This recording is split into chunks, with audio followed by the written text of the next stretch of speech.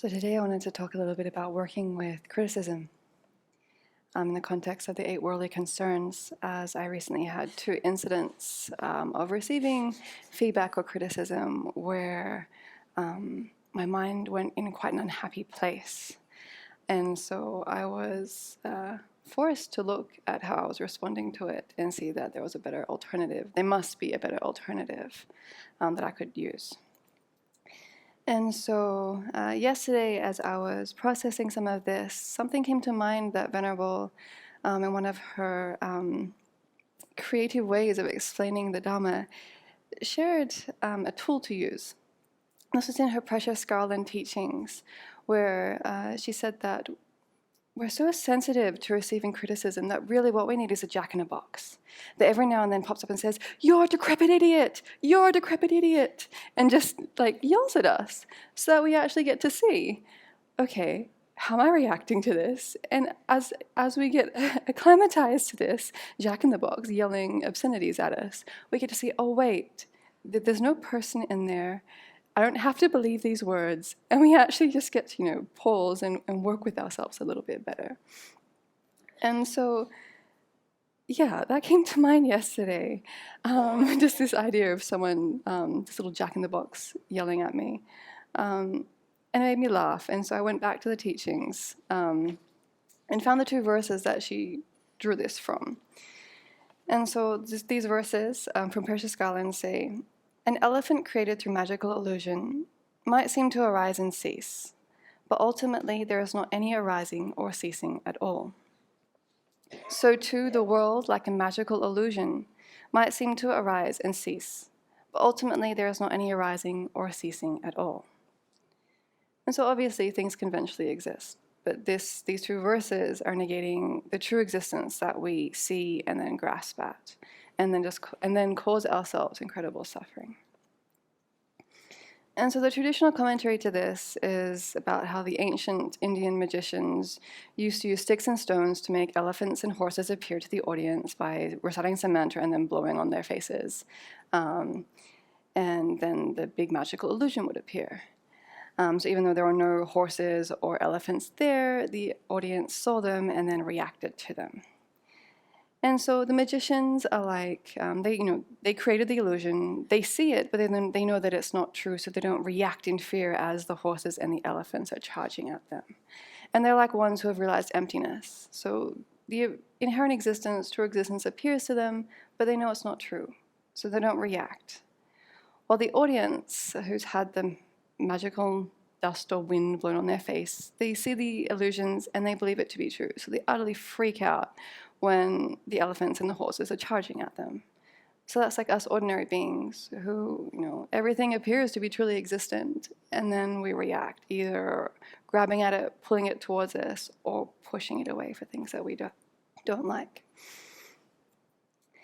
And so then Venerable went on to give another example about criticism and words, and this is what I found very helpful, in the context that they don't actually have any inherent meaning at all.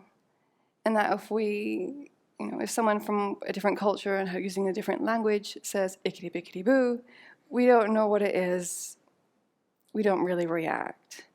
But if someone tells us that that means you're a decrepit idiot, then we start to take offense and our conceptuality gets involved and we have a whole story and go from there.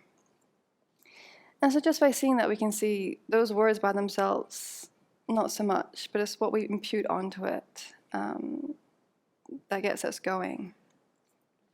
And I could see that from my side with, those hearing the words, almost a slight pause, and then flick, my conceptuality got running, and I made a whole lot of meaning about it, about the person, myself, what they'd said, and it flowed on from there.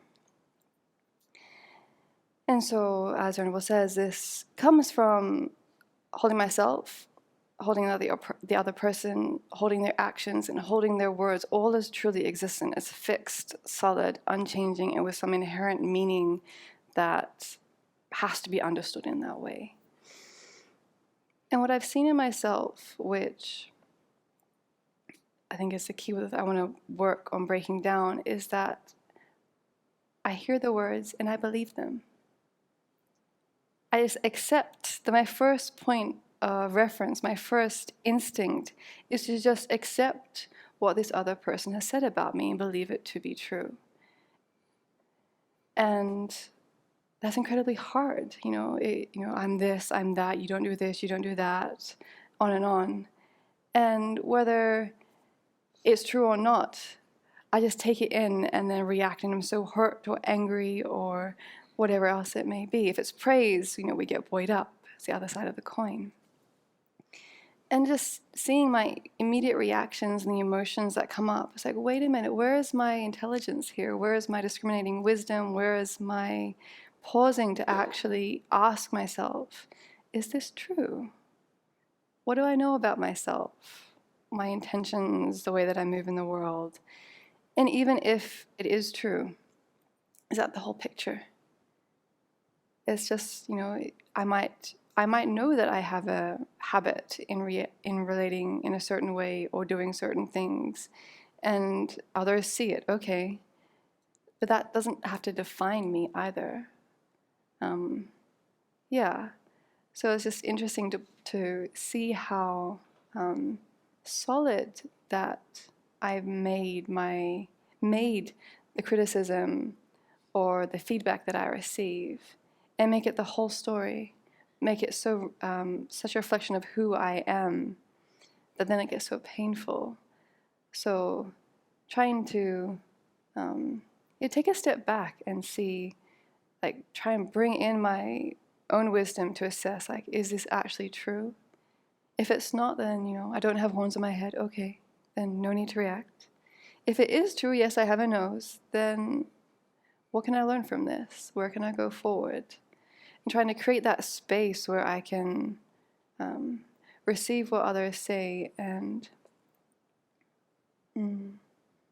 respond from a place that's not afflicted, and actually can use it as part of the spiritual growth where I'm not creating more causes for my own suffering or their suffering, because if I'm angry, then other people usually pay.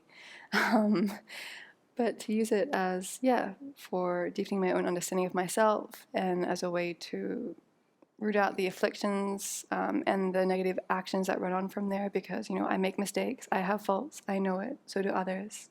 So let's, accept that and keep working.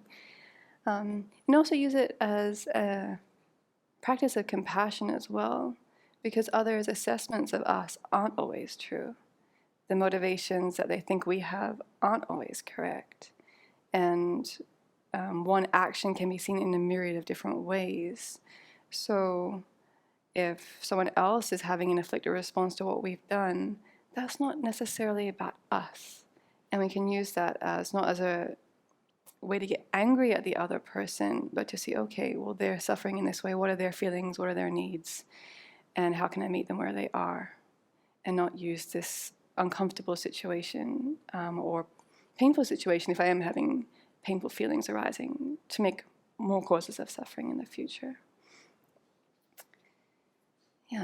So we might not have jack-in-the-boxes popping up and yelling obscenities at us. Probably helpful in some way. Not quite sure how we'd all respond to that. But we have many opportunities just moving through the world we will receive criticism or feedback of some kind. So may we do that in a way where we keep growing in the Dharma through that and progress to Buddhahood.